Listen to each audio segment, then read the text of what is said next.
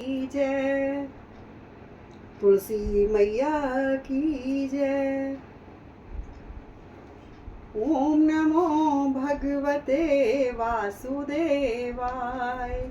ओम नमो भगवते वासुदेवाय।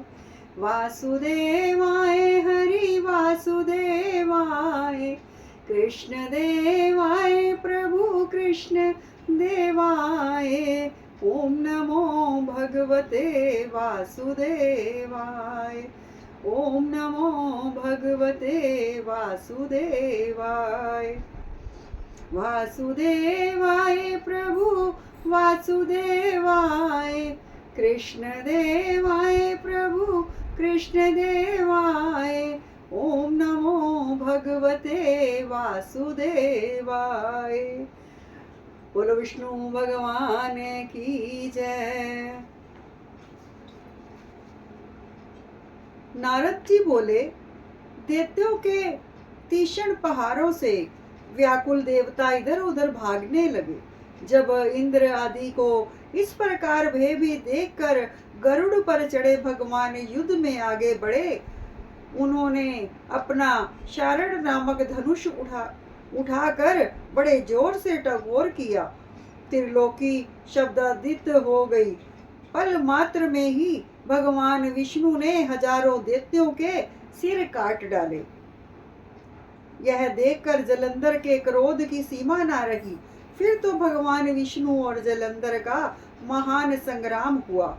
बाणों से आकाश भर गया। लोग आश्चर्य करने लगे। भगवान विष्णु ने अपने बाणों के वेग से उस दैत्य का की कब्जा क्षण और धनुष बाण काट डाले और एक बाण से उसकी छाती में प्रहार किया। इससे व्यथित हो उसने अपनी प्रचंड गदा उठा गरुड़ के मस्तक पर दे मारी।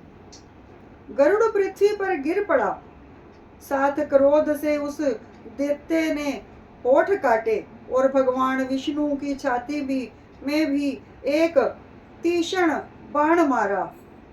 इसके उत्तर में भगवान विष्णु ने उसकी गदा काट दी और अपने शरद धनुष पर बाण चढ़ा चढ़ाकर उसको बींधना आरंभ किया।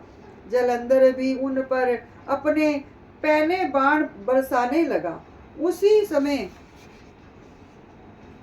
जलंधर ने भगवान विष्णु को कई पैने बाण मारकर वैष्णव धनुष को काट दिया।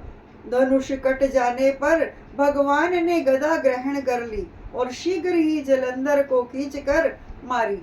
परंतु उस अग्निवत अमोद गदा की मार से भी वह चलायमान ना हुआ और मंदोमंद हाथी के समान उसे यानी गदा की मार को फूल की माला ही जाना।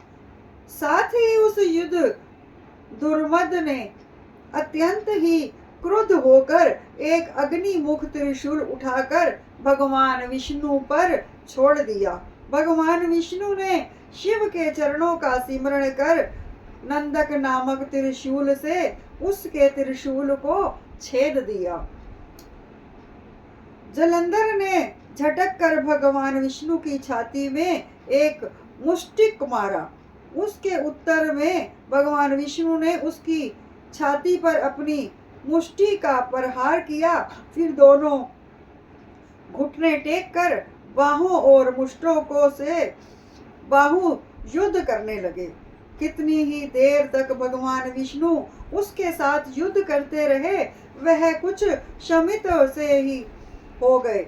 तब सर्व श्रेष्ठ मायावी भगवान उस दैत्य राज से मेघवाणी में बोले, हिरण दुर्मद दैत्य श्रेष्ठ, तू धन्य है जो इस महायुद्ध में इतने बड़े बड़े आयुधों से भी भयभीत ना हुआ।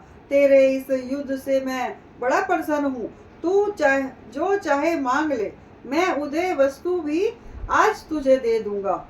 भगवान विष्णु की ऐसी वाणी सुनकर जलंधर ने कहा, हे भावुक, यदि आप मुझ पर प्रसन्न हैं तो यह वर दीजिए कि आप मेरी बहन के साथ तथा अपने सारे कुटुंबियों सहित मेरे घर पर निवास करेंगे।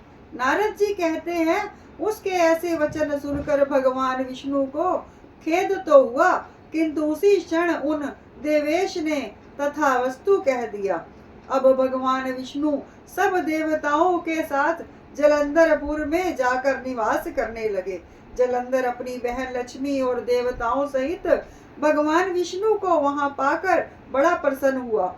फिर तो देवताओं के पास जो रत्न आदि थे उनसे उनके स्थानों पर दैत्यों को स्थापित कर जलंधर पृथ्वी पर आया, निशुभ को पाताल में स्थापित कर दिया और देव दानव दक्ष गंधर्व सर्प राक्षस मनुष्य आदि सब को अपनी वंशवती बनाकर त्रिभुवन पर शासन करने लगा। उसने धर्मानुसार सुपुत्रों के समान प्रजा का पालन किया। उसके धर्म राज्य में सभी सुखी थे। बोलो विष्णु भगवान की जय, लड्डू गोपाल की जय, तुलसा महारानी की जय। ओम नमो भगवते वासुदेवाय, ओम नमो भगवते वासुदेवाय, वासुदेवाय प्रभु वासुदेवाय, कृष्ण देवाय प्रभु कृष्ण देवाय, हरि ओम नमो भगवते वासुदेवाय, हरि ओम नमो भगवते वासुदेवाय, हरि ओम नमो भगवते वासुदेवाय। बोलो विष्णु भगवान की जय, कार्तिक महंत की जय।